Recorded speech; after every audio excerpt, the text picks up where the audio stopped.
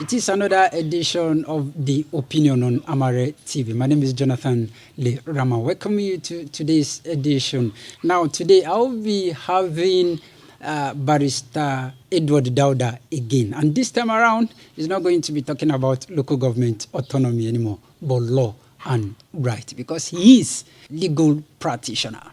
Now you get to meet him after this time out. Stay with us.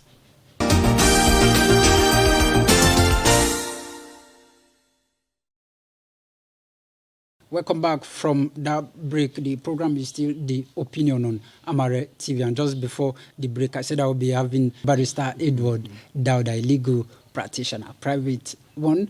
Barrister, you are welcome. Thank you for having me. And thank you for joining us again. Now, on today's episode of The Opinion, our focus is now law and right. And let me quickly start. When we say law and right, okay, let's pick it one after the other. When we say law, what does it actually entail?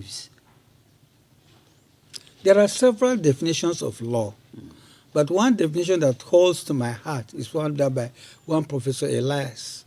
Elias said law entails rules and regulations that are binding within a given society. So there are rules. Every society has rules. Every society has regulations that are usually binding within the giving of that society. And that's law. And that's law. Within the given by the society. Now, the right now, when we say right. Okay. A right is an obligation. A right is a duty. A right is something that, belongs to you, that you seek to look for, you seek to achieve, you seek to get, and you believe that it's inherent to your life. So we call it a right. So you have an obligation, you have a responsibility, you have a duty, normally a civil duty, that you seek to, to enjoy in your life, and you call that a right. Now, how will citizens know it's all right and be able to use it judiciously? When can I say this one is actually my right and I must have it? Okay. That comes under what we call civic education. You see, every Nigerian is supposed to be educated. Every Nigerian is supposed to know what his right is all about. One of the things I normally tell people, number one, you must have the Constitution. You must read it. Now ask ourselves, you see somebody with masters and PhD, he doesn't have a Constitution. He doesn't even read it. So if you don't have a Constitution, you don't read it, how can you be able to talk about a right? How can you be able to talk about something you don't even have? You don't understand its content. Now, we keep on saying our Constitution was done by the military. Yes, but it's good to have one and to read it. An average American has a Constitution. He goes about with it in his pocket. The same thing with other countries that have Constitution, written Constitution.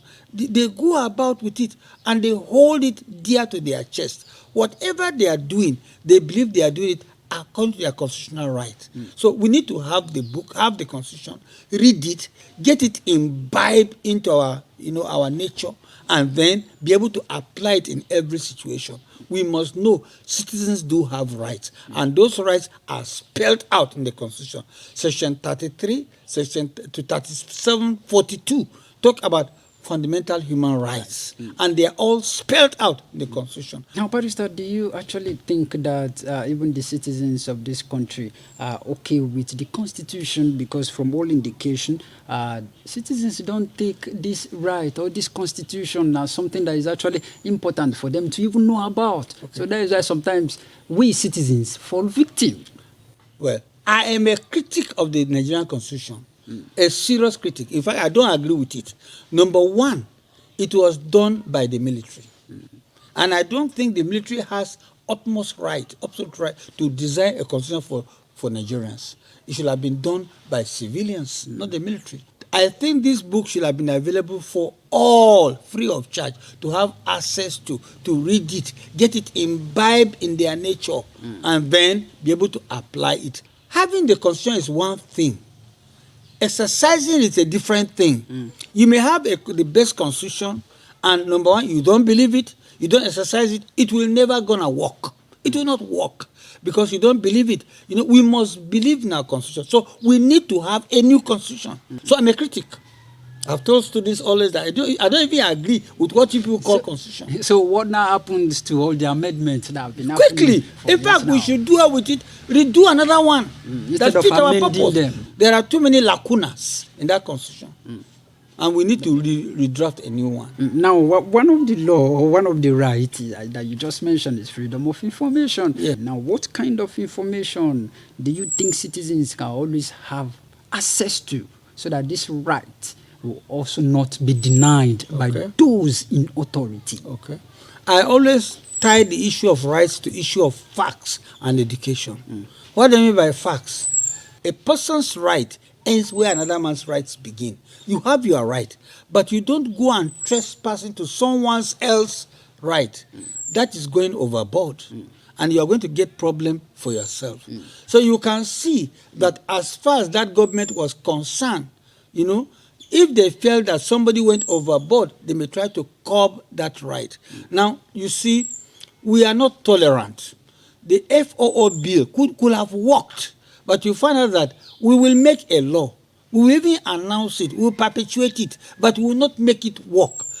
But that is one leg of the problem. The second leg is it doesn't go to a level of you going to use your phone to look for some information, you didn't confirm it, no verification, you just go ahead and publicize it. That's dangerous. It can be defamatory, it can be libelous, it can be slanderous, and you find out that it will arise a charge against you. So as much as possible, we should know our limits. Now let's quickly take a look at the NSAS protest. During the NSAS protest, even the federal government actually said yes, the protesters, that's the youth, have passed the boundaries when it comes to their rights. But from all indication, it comes to be that is the right of the citizens, especially to the brutality then. Okay.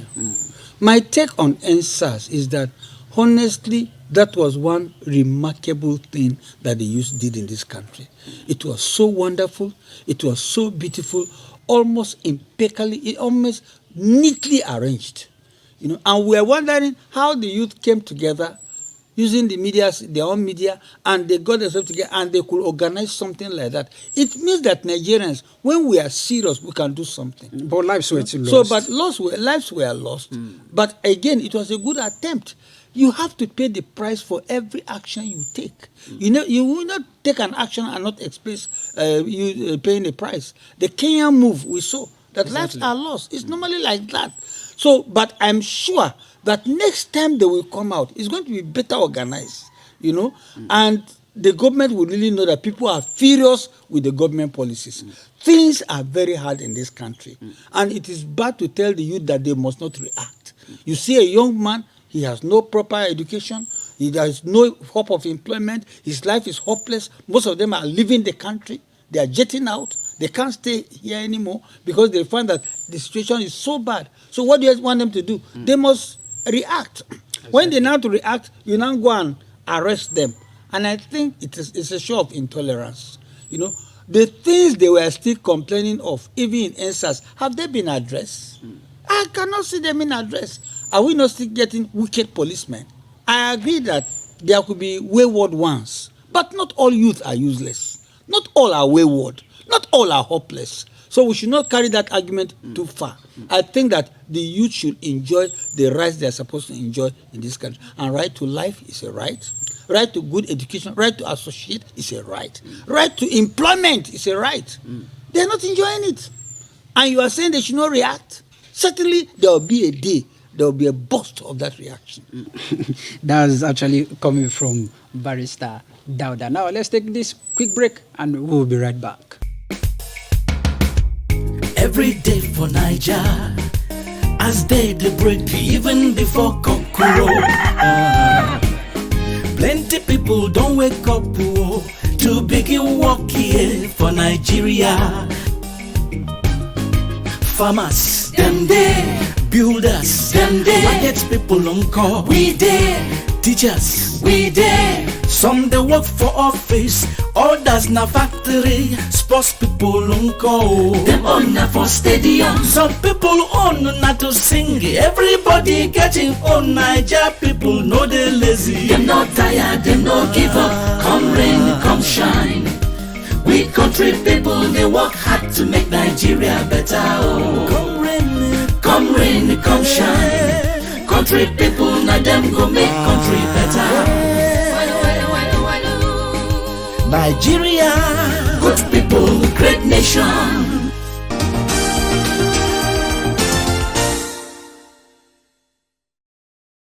Welcome back, and the program is still The Opinion on Amare TV, and I still have Barrister Edward Dauda. Let's quickly take a look at the kind of right to be enjoyed by citizens. Okay.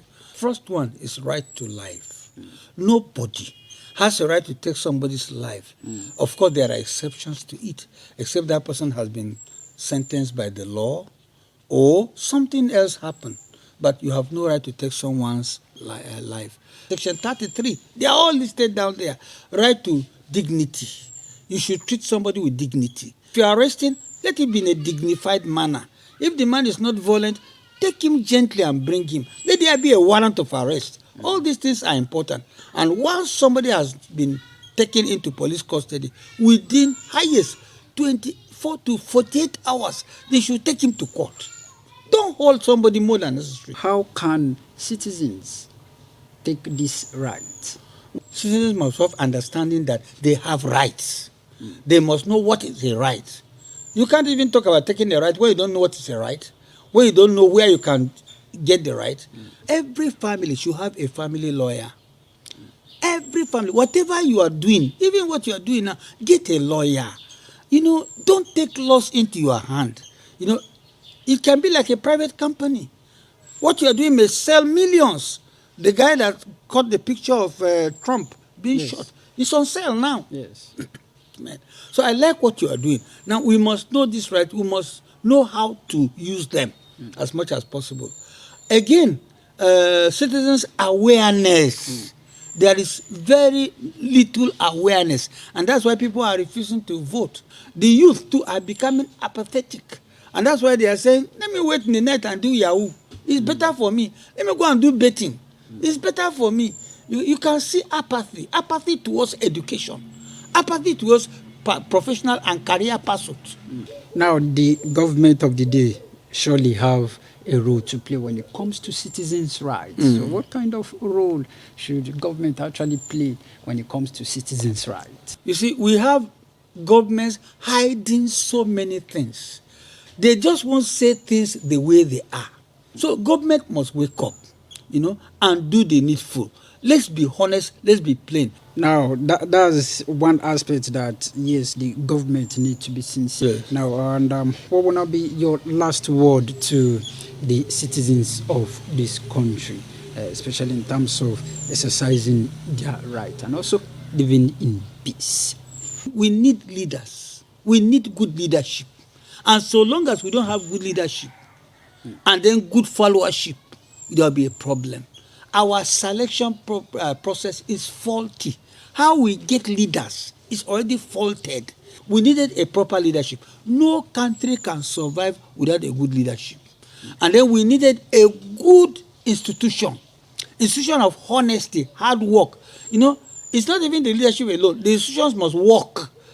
Electricity must work. The health system must work. Education must work. So long as they don't work, even if whatever you are doing, it will be a waste of time. So good institutions are very important. In fact, more than even the leadership. But we needed a leader. If you have money, you are on top. If you don't have money, you should keep quiet. This is what we see. And honestly, government must address social needs of its people. It's not capitalism. You can't get employment unless you know somebody. Exactly. If you don't know somebody, you can't get it. So like going back to the constitution, where we need to actually redesign another constitution that will fit in I stand the for country. that. Thank you very much for your time, Barrister Dauda. You're welcome. And next time, I hope you also You're welcome. give us an Every opportunity. time, you're again. welcome. Thank you You're very welcome. much, sir. Thank you very much. Thank you, audience. All right. That's about the size of today's edition of the program, The Opinion. Don't forget to like and share, and of course, be a good patriotic of this country, Nigeria. There's always hope, and just keep the hope alive. Until next week, when I will come back with another interesting edition of the program. I'm Jonathan Lee Rahman. Enjoy your day.